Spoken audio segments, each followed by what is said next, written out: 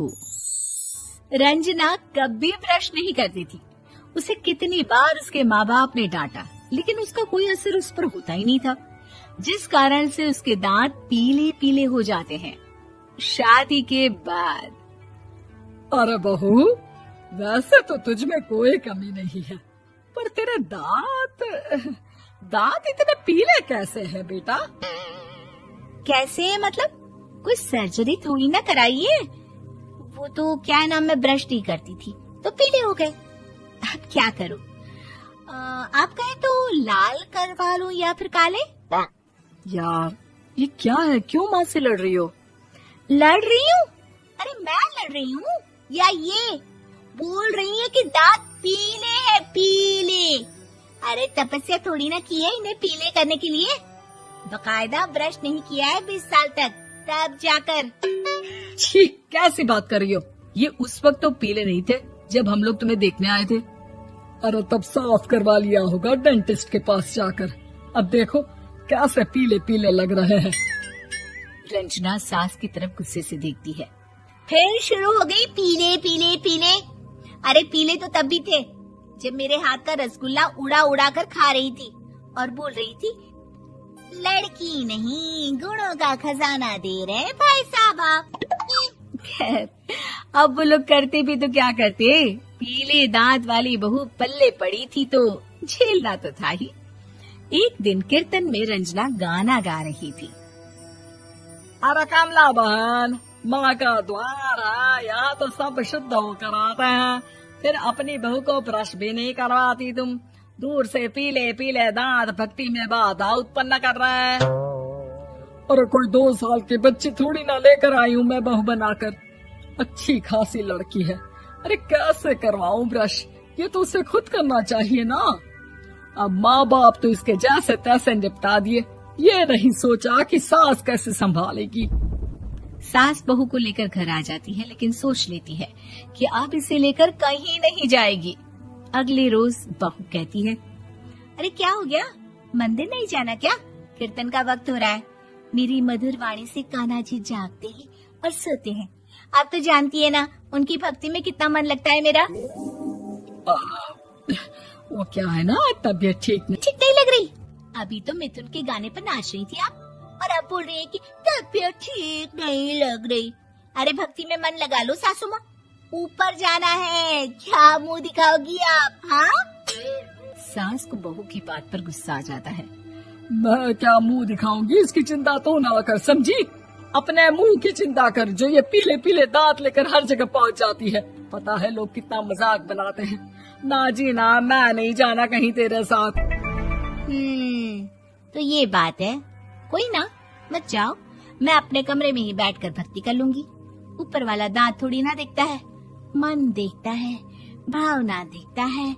और अरे बस बस, तू सब कुछ दिखा, बस ये सफेद चमकदार दांत ना दिखाना किसी को, है? जा यहाँ से। बहू को सास की बात का कोई फर्क नहीं पड़ता, वो तो जैसी थी वैसी ही रह जाती है। सुबह नहाकर किचन में खाना बनाना, फिर खाना खाना, कीर्तन भजन करना और सो जाना। एक दिन, माँ जी मैं सहेली के घर जा रही हूँ, शाम को लेट आऊंगी। हाँ, तो जाना, मैंने कौन सा तेरी आरती करनी है घर पर बैठकर। रंजना सहेली के घर जाती है, जहाँ वो पार्टी में जाने की तैयारी कर रही होती है। अरे शिखा, कहाँ जाने की तैयारी कर रही है? मैं गलत वक्त पर आ गई क्या? अरे नहीं यार, उल्टा सही वक्त पर आई है। मैंने ये साड़ी और ज्वेलरी निकाली है यार, शाम को इनके ऑफिस की एक पार्टी में जाना है। बताना कैसा लग रहा है ये सब? नहीं यार, इस ड्रेस के साथ तो वो वाली ज्वेलरी अच्छी लगेगी। हाँ सही बोल रही है, मैंने ध्यान ही नहीं दिया। वैसे तो हमेशा से मस्त फैशन सेंस रखती है। तो बड़ा जाती होगी ना पति के साथ पार्टी में। रंजना कुछ नहीं बोलती, बस सोचती है कि यार काश ये बात सही हो जाती, पर मैं क्यों नहीं जाती पार्टी में? क्या इन लोगों की कोई पार्टी होती नहीं होगी? रंजना घर आती है और रात में पति से सवाल करती है, एक बात बताइए, आप मुझे किसी पार्टी में क्यों नहीं ले जाते? क्या आपके यहाँ ऑफिस में पार्टी नहीं होती? पति बेचारा क्या कहता कि दांत पीले हैं तुम्हारे इसलिए। अरे कोई पार्टी होती नहीं हम लोगों के ऑफिस में, तो कहाँ से लेकर जाऊं? और मार्केट, मॉल, कहीं वीकेंड घूमना, कहीं तो। अरे यार, सारे हफ्ते में एक छुट्टी मिलती है, तो सोचता हूँ कि आराम ही कर लूं। क्यों? रंजना मन मार के रह जाती है। पहले कभी सास के साथ मंदिर जाया करती थी, लेकिन वो भी सास ने ले जाना बंद कर दिया। घर बैठी बैठी रंजना बोर हो जाती है। तभी उसे आइडिया आता है और वो मायके जाने का सोचती है। सासू माँ, 2 दिनों के लिए मम्मी के घर जा रही हूँ। अच्छा अच्छा, ठीक है, आराम से जा। और हाँ, माँ से कुछ अच्छी आदत सीख कर आना कि कैसे शरीर के हर भाग की तरह दांतों की सफाई भी जरूरी होती है, समझी? शुरू हो गई ना आप। वो लोग आपकी तरह नहीं है कि छोटी छोटी बात का बतंगड़ बना दे। उन लोगों के लिए मैं मायने रखती हूँ, ना कि मेरे पीले पीले दांत। रंजना माँ को बिना बताए उन लोगों को सरप्राइज देती है, लेकिन जैसे ही वो दरवाजे पर पहुँचती है, अंदर देखती, माँ काश रंजना दीदी के दांतों वाली प्रॉब्लम नहीं होती, तो वो भी हम लोगों के साथ चलती ना बुआ जी की बेटी की शादी में। हाँ बेटा, लेकिन अब उसे कौन समझाए कि उसको उसके पीले दांत नहीं दिखते, लेकिन उसके आसपास के लोगों को कितना एम्बेरेसिंग फील कराते हैं। मुझे तो कितनी बार उसके स्कूल की टीचर ने शिकायत की कि उसके साथ कोई लड़की बैठना भी नहीं चाहती, और ना ही कॉलेज में कोई उससे बात करना चाहता था। लेकिन पता नहीं क्यों उसे ये बात समझ में ही नहीं आती।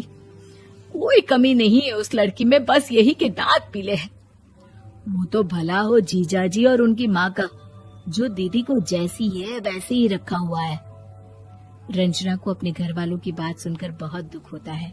वो सोचती है कि वो क्या करे, लेकिन फिर वो सीधा डेंटिस्ट के पास जाती है, अपने दांत चमकाती है और कसम खाती है कि वो रोज ब्रश करेगी। अरे क्या हो गया?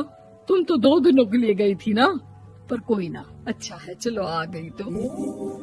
रंजना सास के सामने आकर खड़ी हो जाती है और पूरी स्माइल करती है, उसके चमकदार दांतों को दिखाती हुई। हैं?